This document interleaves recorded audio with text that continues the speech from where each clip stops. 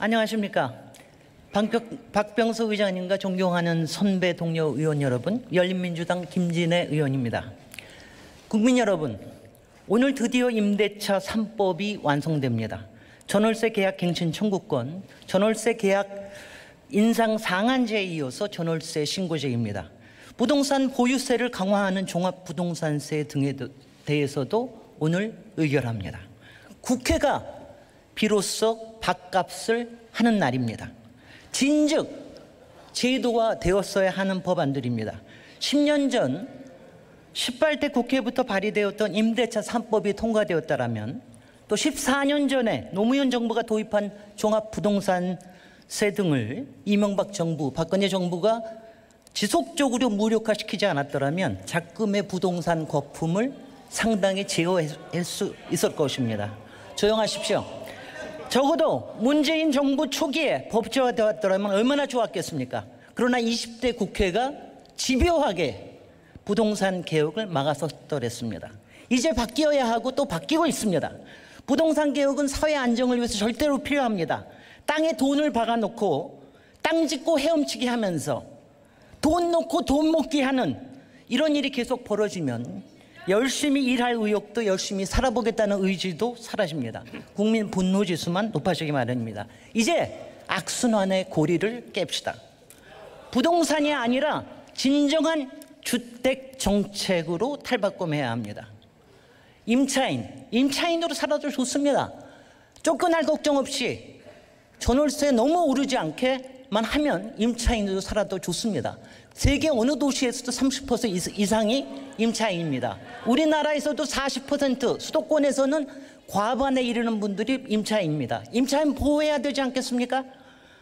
너무도 힘없는 주거약자들, 필요한 것이 공공임대주택입니다.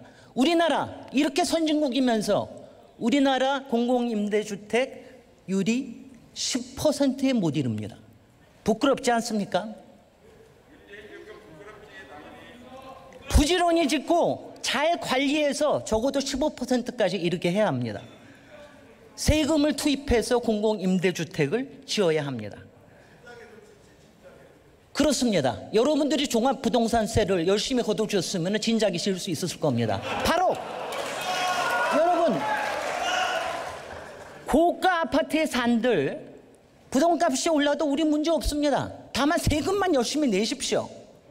그리고 불로소득이 있으면 거기에 따른 개발 이익을 환수할 수 있게 해주십시오. 그렇게 해서 세금이 모이면 우리는 공공임대주택에 투입할 수 있는 것입니다. 바로 이것을 하자는 것입니다. 국민 여러분, 이제 합의를 이룹시다. 이 부분에 대해서 이제 돌이킬 수 없게 만듭시다. 이 자리에서 미래통합당이 최근 내놓은 그 부동산 공급 정책에 대해서 한마디만 하겠습니다. 그 13개인가 15개가 있는데 맨 마지막에 있는 후분양제 하나 빼놓고는 하나같이 이 부동산 시장에 기름을 붓자는 그런 정책들입니다. 여러분,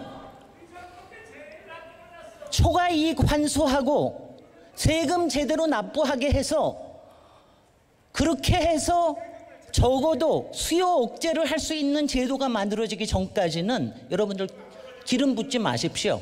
누구 좋자고 하는 겁니까? 누구 좋자고 하는 겁니까? 그런 규제 완화해서 어디로 돌아가자는 것입니까? 여러분, 제가 이 자리에서 국민 여러분, 제가 기획재정부에 권합니다. 이번에 시장은 했지만 앞으로 갈 길이 멉니다. 기획재정부 정신 좀 차려주십시오. 이번에 겨우 할 일 요만큼 했다고 다 했다고 생각하지 마십시오. 앞으로도 보유세에 관련된 거는 계속해서 비전을 제시해야 됩니다. 주택 공급에 대한 것도 그렇게 모든 걸 기획재정부에서 다 들고 있지 마십시오. 국토부에 힘을 주게 하십시오. 언론 여러분께서도 권합니다. 언론, 제발 부풀리지 마십시오. 부동산 광고에 휘둘리지 말고 광고주에 휘둘리지 마십시오. 클릭수에도 휘둘리지 마십시오. 기사를 빙자한 부동산 부풀리기 허용하지 마십시오. 국민 여러분, 이제 바른 사이클, 선한 사이클로 넘어가야 합니다. 이제 시작일 뿐입니다. 우리 도시가 건강한 부동산 생태계가 있고 건강한 도시가 될 때까지 열심히 하겠습니다. 감사합니다.